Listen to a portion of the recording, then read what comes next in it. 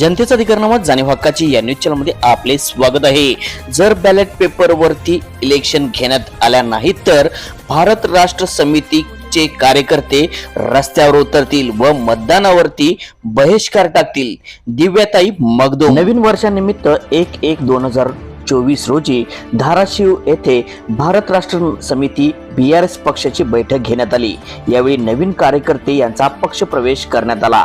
याच वेळी भारत राष्ट्र समिती पक्षाची पुढील वाटचाल काय असणार त्याबद्दल ही चर्चा व कार्यकर्ते यांना मार्गदर्शन कोल्हापूर जिल्हा समन्वयक मने सौ दिव्याताई मगदुम यांनी केले। याच दरम्यान राज्यात आता येणाऱ्या निवडणुका तोंडावर आल्या आहेत, पण त्या निवडणुका EVM मशीनवरती न घेता बॅलेट पेपरवरती घेण्यात यावे याकरिता धाराशिव जिल्ह्याच्या जिल्हाधिकारी यांना निवेदन देण्यात आले। या निवेदनाच्या अनुषंगाने असं ठरवण्यात आले की जर बॅलेट पेपरवरती इलेक्शन घेण्यात आल्या नाही तर भारत राष्ट्र समितीचे कार्यकर्ते रस्त्यावर उतरतील व मतदानावरती बहिष्कार टाकतील असा इशारा वजा निवेदनमध्ये देण्यात आले।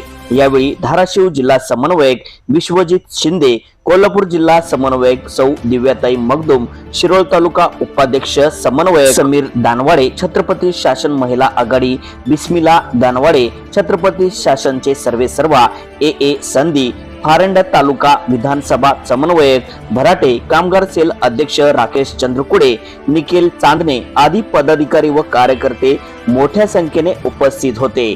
चला तर पाहूया सविस्तर न्यूज चॅनल प्रतिनिधी श्री सचिन खोंद्रे सह। आम्ही जो जनतेमधून काही चर्चा जी ऐकलेली आहे तो म्हणजे EVM मशीनचा घोटाळा।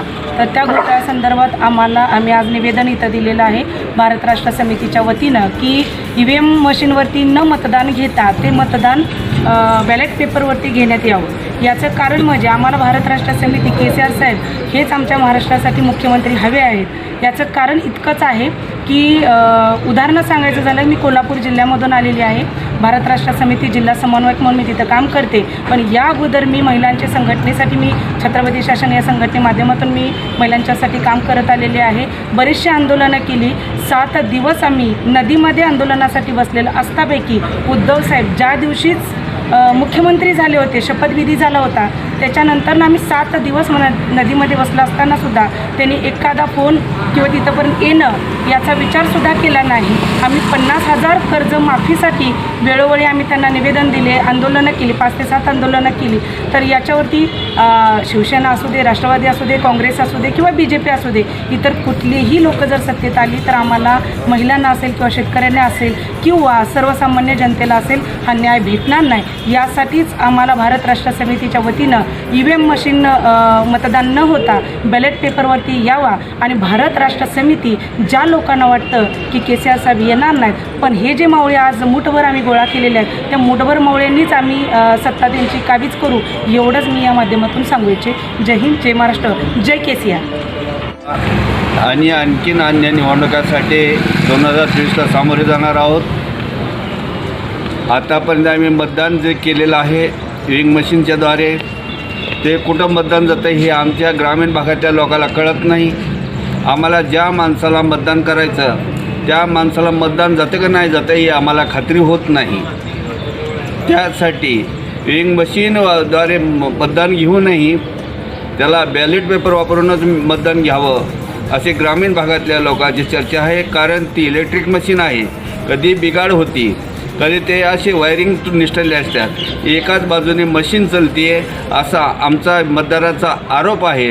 म्हणून ते एकही बारी ही कुठलंही मतदान EVM मशीनने होऊ नाही नसता आम्ही रुमण्याने ते EVM मशीन फोडणार आहोत। याची दक्षता शासनाने घ्यायची आहे, जेणेकरून की ग्रामीण भागातल्या मतदानाचा अधिकार त्यांनी हिसकावून घेऊ पाहत आहेत, ते आम्ही हिसकावून घेऊ देणार नाहीत। हे आमची ठाम भूमिका आहे। आम्ही सरकारला ठणकावून सांगत आहेत की आता इथून पुढे EVM मशीन चालणार नाही, बॅलेट पेपरमध्येच त्यांनी मतदान करावं एवढीच आमची इच्छा आहे, एवढीच आमची तीव्रता आहे। अशा आमच्या BRS पार्टीतर्फे, शेतकरी संघटनेतर्फे आणि ग्रामीण भागातल्या मतदारातर्फे आमची विनंती आहे आणि आदेशसुद्धा आहे।